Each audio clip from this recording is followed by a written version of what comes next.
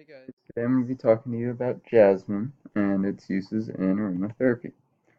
So jasmine, the two commonly used varieties are Oleaceae jasminum grandiflorum and O.J. officinale. Jasmine has delicate white flowers which grow in clusters, as you can see in the visual to the right. It's a perennial climber and it tends to grow in tropical or warm temperate regions. Jasmine has long been respected in Asia, India, and the Middle East for its fragrance and its properties as an aphrodisiac and an antidepressant. Today, it is commonly used in aromatherapy. So, jasmine's medical significance is that it has been shown to raise the heart rate and mental awareness, and it also acts as a psychological antidepressant, and it has functions in improving skin elasticity, which is good for dry or sensitive skin.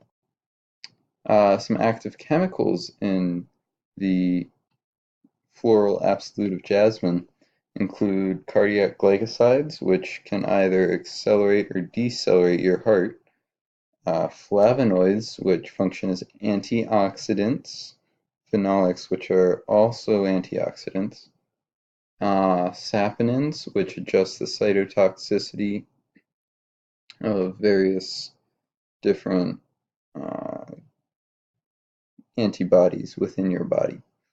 Um, Steroids are derived from cholesterol and they're good for the heart and circulation and also are the basis for the sex hormones, which might be why it was considered an aphrodisiac. So some precautions when using jasmine in aromatherapy or otherwise. It should not be used during pregnancy as it is relaxant and it can lead to premature labor and also more difficult contractions. But it's often used after pregnancy. In fact, one of its biggest historical uses was for postnatal depression. And it also relaxes the woman after they've given birth. Um, you don't use too much, and it would have to be a lot, but saponins are toxic in large quantities, so you got to be a little bit careful. Some other uses for jasmine include in green tea, it is very fragrant and imparts a wonderful flavor to green tea. I actually have a lot of jasmine green tea in my pantry right now. And it is also very popular in the perfume industry, and it has been so for a very long time. Some interesting facts. Jasmine is one of the most potent and expensive floral absolutes.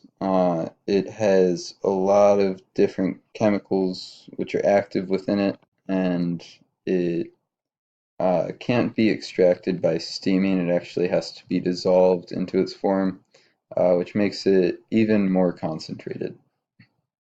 So there's a kind of rice called jasmine rice, and I was curious when I started researching this if jasmine rice had jasmine in it, but it does not. It's actually uh, named for the scent it produces, which smells similar to jasmine or the Malaysian pandan leaf as well, it's been compared to.